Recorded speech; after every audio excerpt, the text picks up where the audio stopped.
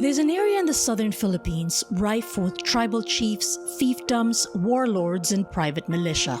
The first time I went, we were advised to never go anywhere without a local, because they knew where the boundaries were, and they would know with whom we needed to coordinate to gain access to certain areas. Mind you, there were no walls or visible borders or sentries, and yet it seemed all the locals knew who owned what, or rather, who ruled over which plots of land and villages. On top of that, there was also a separatist struggle being waged then by Muslim fighters. Such factionalism is not isolated to that area and is at the root of many issues in the archipelagic Philippines. By no means is this the only place in the world like this. We recently had a guest on the podcast from a country that no longer exists, decimated by such factionalism. So, if geography isn't enough of a marker on which to rest one's identity, what is? Joining me is Nik de Ynchausti. He heads the Ynchausti Foundation, which seeks to preserve the past to inform the present. When you talk to people here, one of the first questions is, so where's your province? Where are you from? That's how they define themselves. Well, I'm Bicolano, or I'm Ilocano, or I'm Kapampangan. And they kind of create a sense of not belonging to the space in which they're in. Isn't that pretty common here in Metro Manila, right? And then you have all these connotations of what it means to be an Ilonggo, or what it means to be an Ilocano. They're like this, or they're like that, or the Tagalogs are, arrogant, and the Kapampangans are good chefs, good cooks. So when you talk about how are we define ourselves, it's almost like we have to kind of bring it back first to look at how are people defining themselves within their localities. How are they linking themselves to the locality in which their ancestors come from? And then how are they linking themselves to their ancestors? Because if you talk to some chefs out there, they say, oh, I'm the 8th generation chef. So that's how he's defining himself. And then he's from Pampanga. So you say, I'm from this line of chefs in Pampanga, and we're all like this, right? But how do you do that on a national level? Oh, that's something else. Like, are Filipinos Asian? Are Filipinos Hispanic? Are Filipinos Pacific Islanders? Okay, so we're going back to identity, right? How do you define yourself, your place of belonging? And at least for me, you have to start identifying yourself within your nation as not a political concept, but a cultural concept. We're people who are, for lack of a better term, we're resilient. Americans will go to, we're freedom lovers. We love our opportunity. We love this. We love that. Like, that's how Americans look at themselves. Spain has their own concept of themselves that you can almost identify within a few sentences. If you go to Singapore, for example, and you go through their National Museum, they've carefully crafted a narrative built around their struggle, their post-Malaysia exit, and their attempt to become the center of commerce and investments in Southeast Asia. Even when you go down to the syncretism that's taken place within their culture. So they have all these elements, the Puranicans, things like that. They look at that and they've come up with a narrative that's inclusive to some extent. And that's the narrative that they then portray to everybody. That's what's taught to people. This is our national narrative. We don't have a national narrative when you think about it. Our narrative as a country is still very much captured by that old 19th century form of history, which is the great men and women. We define ourselves not by ourselves as a cultural and national body, but we define ourselves by who has led us. And that actually creates difficulties when it comes to defining who you are as a nation, because then it becomes these binaries that we're very familiar with. I'm a yellow. I'm a pro-Marcos guy. That doesn't tell you anything. It just says that that's who you adhere to. If I asked you, what's the narrative of that story? And you see, we're defining ourselves by the externalities, not how we relate to those externalities. If you ask an American, so tell me about the United States in the 20th century. Well, we fought World War I, we beat the Germans. We fought World War II, we beat the Nazis. We went out there, we lost in the Vietnam War. We built a country of prosperity. We're Camelot on the hill. We're the land of the free and the home of the brave. Boom. Done. They define it. They're not going to say like, well, Reagan was president and then Bush was president. And I like Bush. I didn't like Clinton. You go to Japan and they're going to more or less going to be like, yeah, well, World War II happened and then we spent the rest of the time building up this great country. Yay. We've maintained our cultural and historical sensibilities of centuries. We are Japan. We're eternal. You go to China and they'll say like, well, we're the Middle Kingdom. We've always been the center of the world. We're now just reasserting ourselves. So you come to us and we're like, yeah, well, we were colonized. We lost the war. We got invaded. Marcos took us over and he's great. Then there was Edsa and Aquino took us over and she was bad. And then we had, what's the story that creates your identity? Maybe it's simplistic. There's whole studies on this. But ultimately, that it really drills down to that. What is your story? What is your story conveying to create a sense of communalism?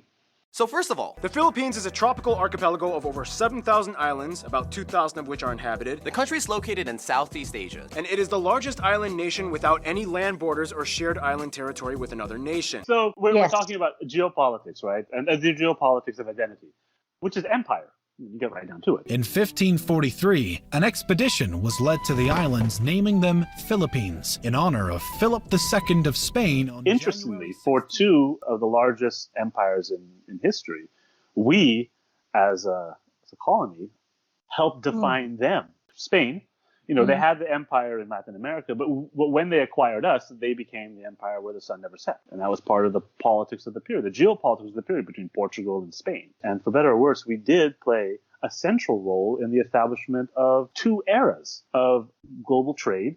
We were the center of trade in Southeast Asia. Then with the Americans, we were what helped them create the American era, the American century.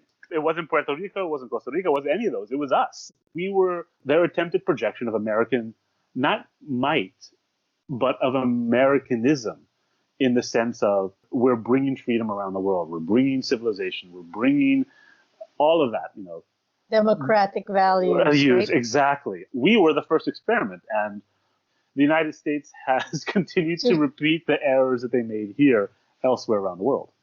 First, the islands were made part of the Spanish Empire. Right. Prior to that, it didn't really have a unifying identity. No, it didn't. Here was the colonial power imposing borders, as it were, right? Here's the part that I think kind of gets a little overlooked. They didn't just impose external borders, but they imposed internal borders with the creation of formal communities. And the resettlement of indigenous peoples and the resettlement of what became Filipinos, or the natives, right? They moved them into communities.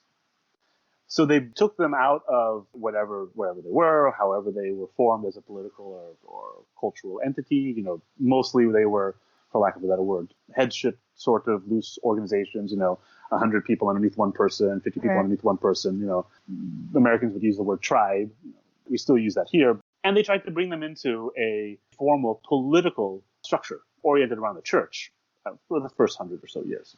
They were trying to create new community boundaries with the formation of towns. If it was around headships, I suppose this would be maybe where communities were, from the earliest of times, defined according to families, wasn't it? Because back then the community was very much the head of the family, and then the families that lived around that family, and one being the more dominant over the others. And what's interesting is there was also very defined social hierarchies, which were some of the things that carried over into the Spanish era and into the American era.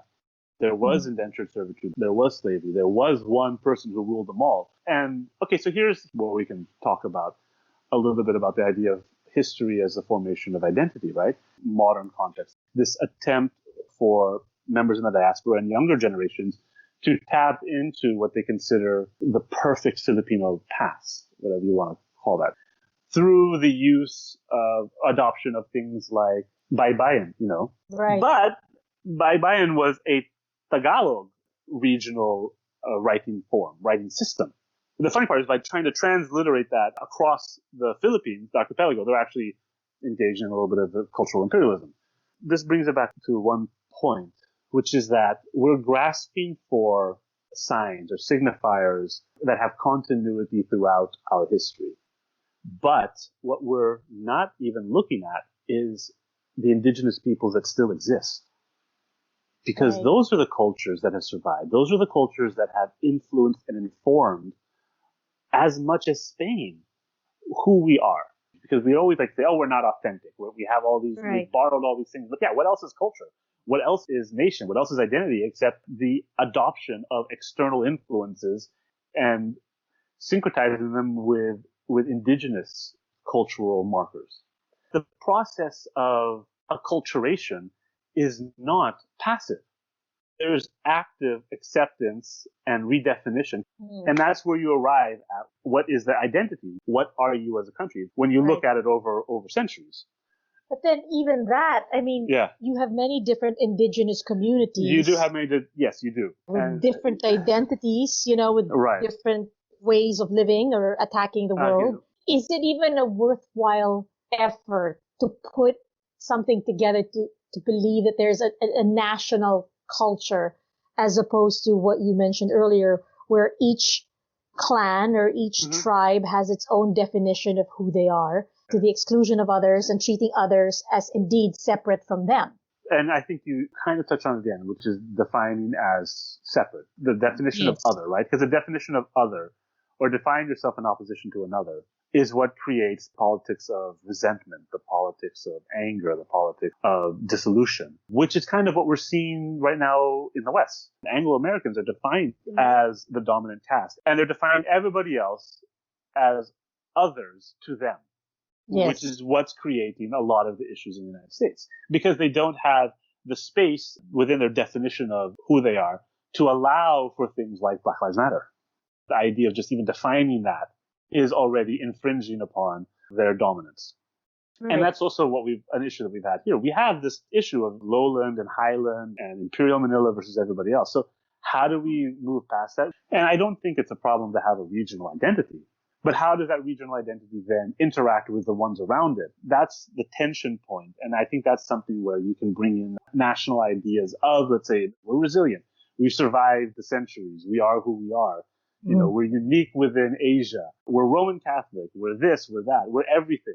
We're literally a melting pot. Right. Maybe that's how we approach it. Maybe that's how we look at it. But I think in finding those commonalities, because there will be commonalities, even if the commonality is fighting the Spanish, we're brothers in this fight against empire. Yes. So is it a matter then of defining yourself against something external?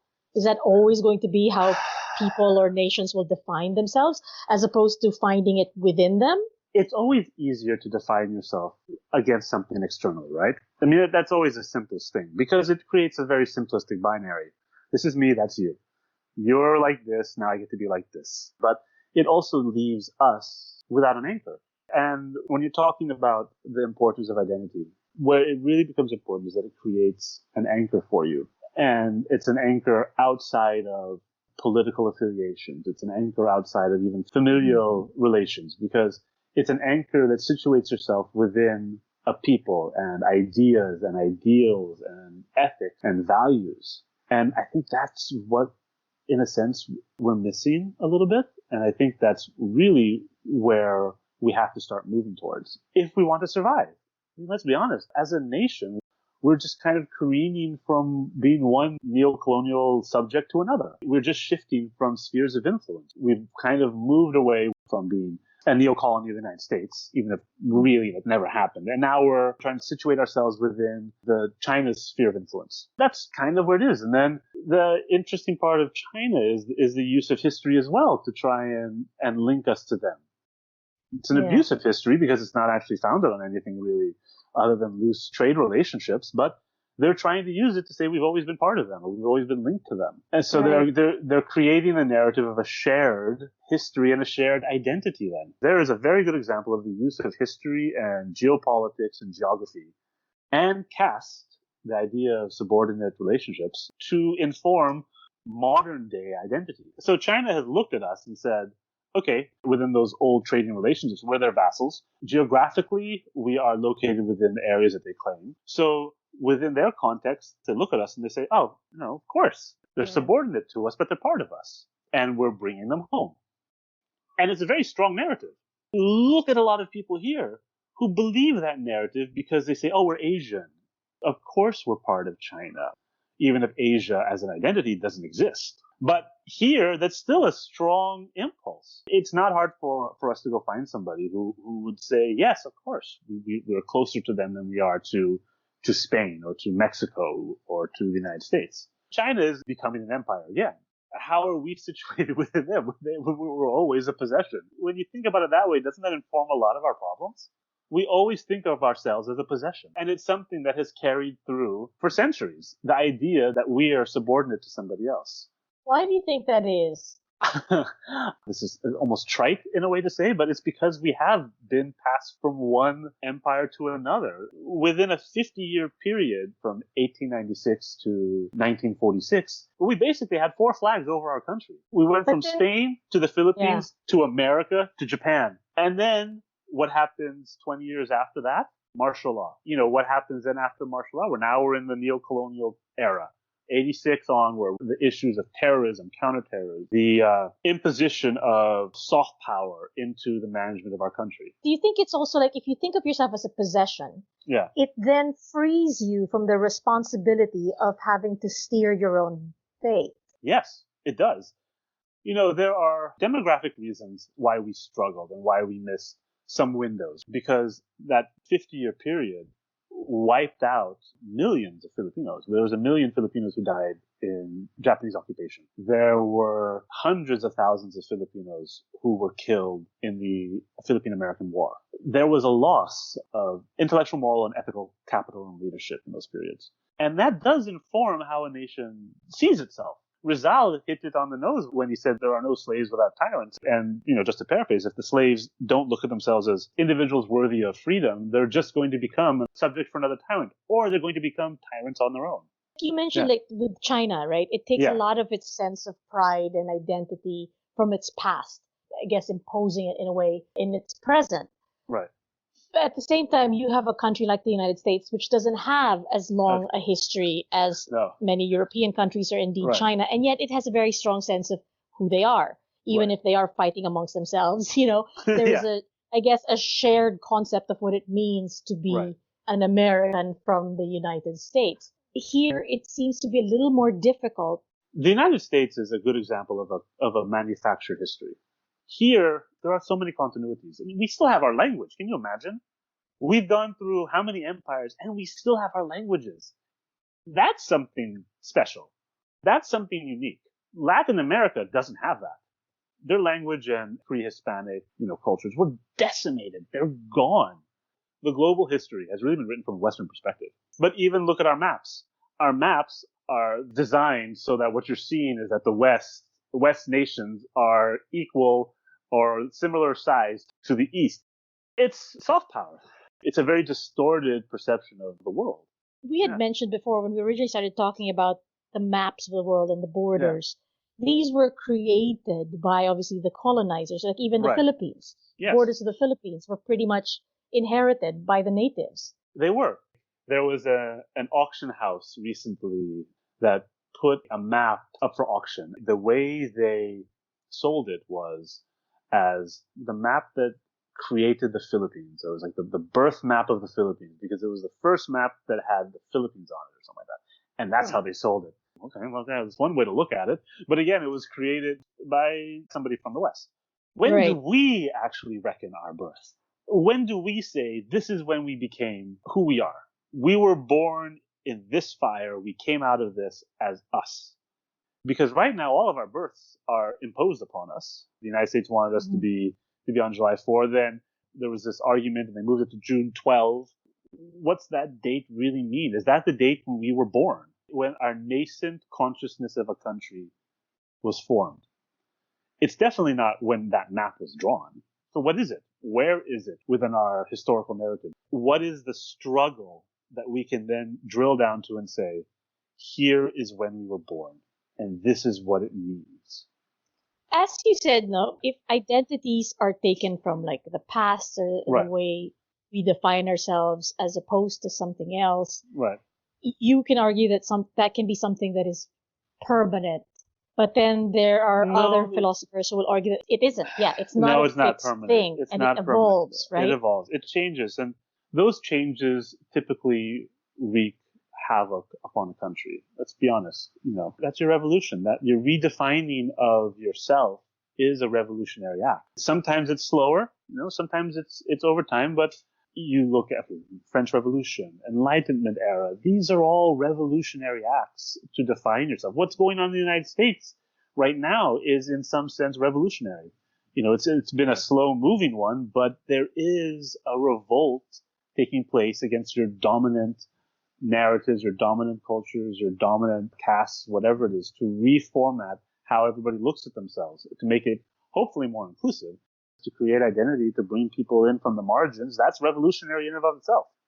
Do you think ultimately what you're looking at here is going to lead to an end of the nation state as was defined in the 20th century?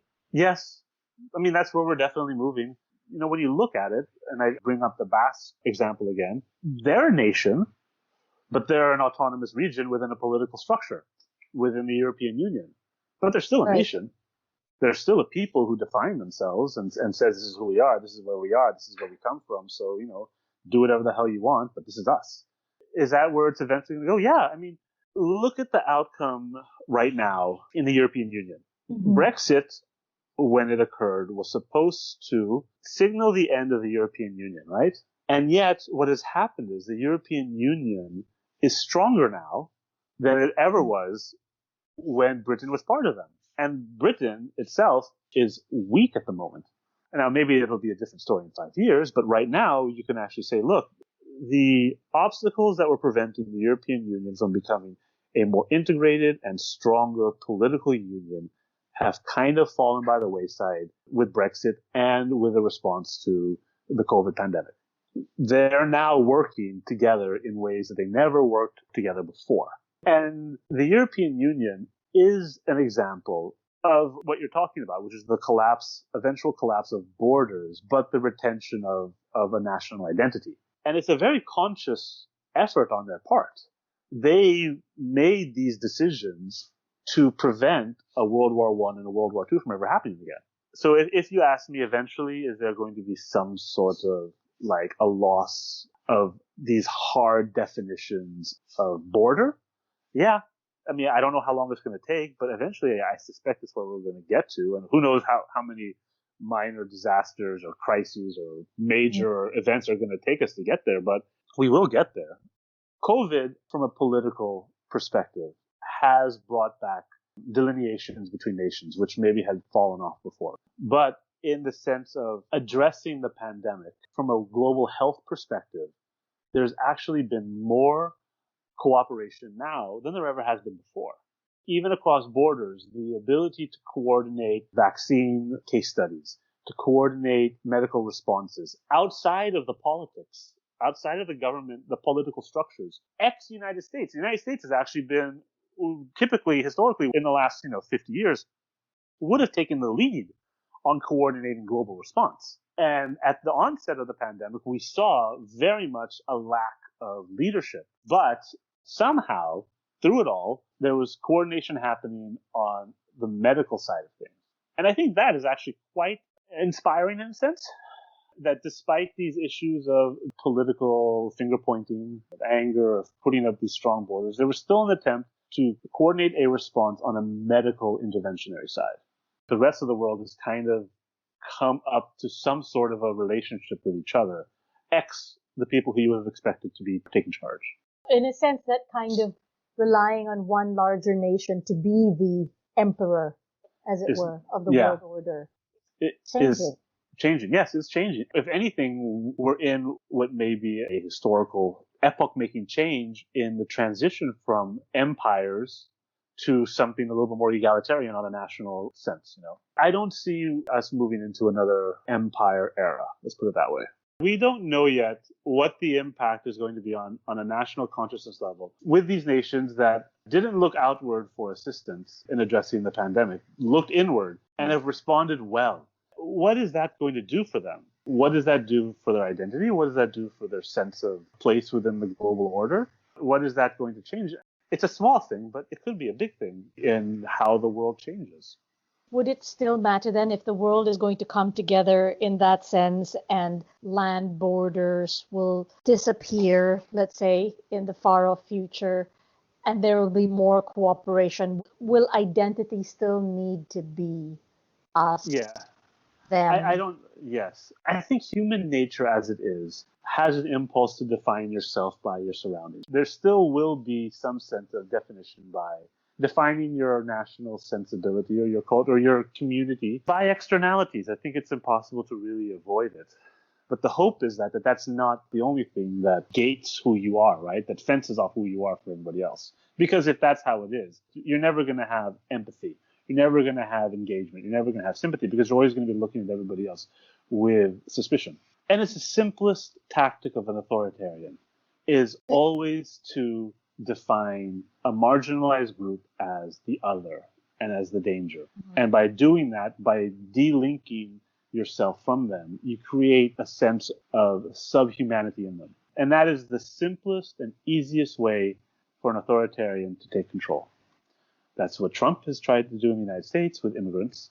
That's what Orban is doing with immigration. You know, immigrants are the new boogeyman. And that's what we've done locally with drug users, with the poor. We've defined them as the other. And in doing so, it's made it very easy for us to subjugate them, to kill them, to abuse them. It's so easy to create rigid layers in society.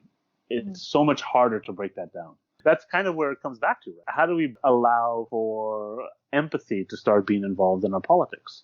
That actually is identity. Empathy is rooted in identity. If you have created an identity for yourself as a people or as a country where you are top level of the caste, you are the boss, you don't see others as worthy of empathy or as equals, you just see them as something to subjugate or something to use or something to exploit or abuse. That's ultimately where it is, right? So identity, an identity that allows you to have empathy for others is kind of the goal, because that's the only way that we all kind of move forward. And maybe that's a little romantic, maybe that's a little whatever, but that's really the fact. It's creating space for everyone. And if you look at it, let's go back to empire. What is empire other than exploitation along caste? Then you have the horizontal side of it, which is your expansion of borders and your definition of the empire as encompassing territory. Where in that allows for the idea of empathizing with the subjugated or your acquisitions? It doesn't. It works the same way now. When you create these ideas of rigid social structure, of rigid borders, of political entities that are rooted in militantism or rooted in ideology, you can't move past that. And you see everybody else on the other side as something, as an enemy. There was a British politician. They had interviewed her once, and they were talking about exactly that, that sense of us versus them, and people feeling like there wasn't enough for them, so they needed to protect what they had and, make the others feel marginalized and like they didn't deserve this or whatever it was. Right. So she was asked whether she thought that the government had failed its citizens. And her answer was super interesting because she said, yes, I believe we have, but not in the sense that we can't provide for everyone. It's the fact that we've let everyone believe that there is a lack, that there has to be a division. That is it. Raising up somebody else doesn't mean diminishing you. It's pretty much that. I mean, we can share. And that's it for this episode of About That. I hope it's given you cause for thought. If you'd like to reach out, do send us an email at aboutthat.thepodcast@gmail.com. Thank you for joining us. I'm Marga Ortigas. Stay safe and keep healthy.